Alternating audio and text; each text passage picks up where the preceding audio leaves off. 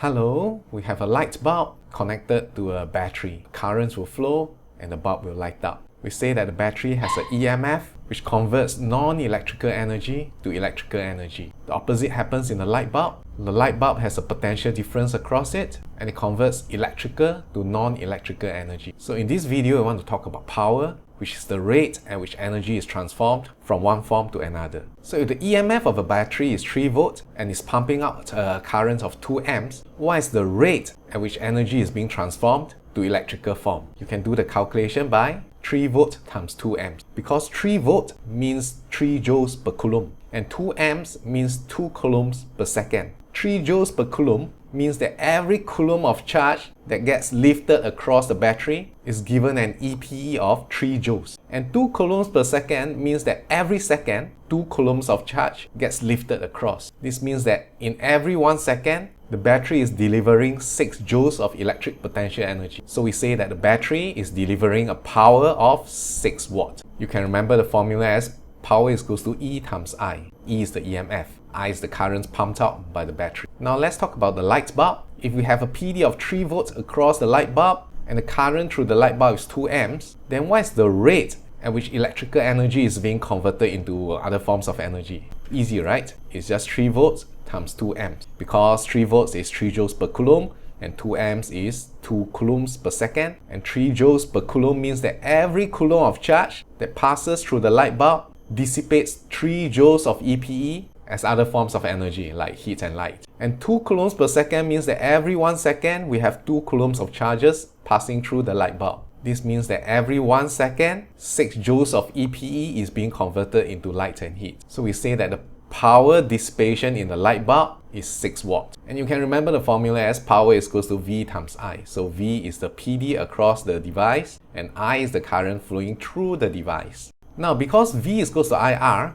we can always write V to be IR and then we get P is equals to I square R. Alternatively, we can replace I with V over R. In that case, we'll get P is equals to V square over R. So depending on which is most convenient, you can use any of these 3 formulas to calculate power. Having said that, I think from experience, students have higher chances of making mistakes when they use this one. Why is that so? Actually, we are at fault here also, yeah? So in the topic of electric field, V represents electric potential at 1 point, right? But in this topic, V is not the electric potential at 1 point. It's the potential difference across a device. So probably it would have been better if we presented the formula as delta V times I and delta V squared divided by R. But that's not the way they're presented in most textbooks. So I guess you just have to be careful yourself. Maybe mentally you remember them as delta V times I and delta V squared over R. Take for example these 2 light bulbs here. This light bulb is connected to this high voltage wire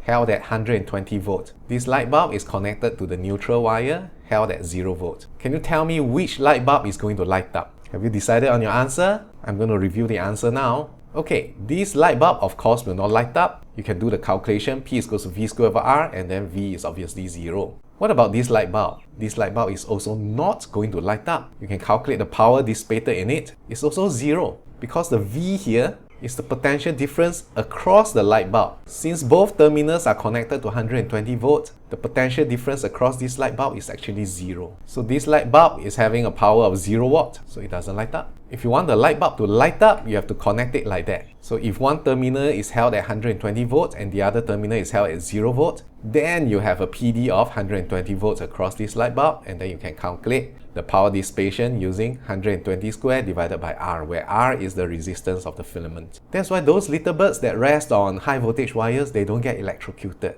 If this wire is held at 230 volts, this entire bird will be at an electric potential of 230 volts. So there's no potential difference at all across any 2 points of this bird. If your bird is very big, then you start to worry. Why? Because, if you have a big wingspan, then you have a higher chance of touching 2 wires at one time. So if this is a 230 volts wire and this is the neutral or earth wire, then you got 230 volts across your bird, 230 volts of potential difference across the bird, then the bird will be fried. Another way big birds die is sometimes, They touch this end and this end at the same time. Now this pole is probably earthed, so this is at 0 volts. So if you touch a high voltage point and an earth point at the same time, then you've got a large PD across you, and then you've got a very large V square over R across you. Alright, that's all. Ta-ta!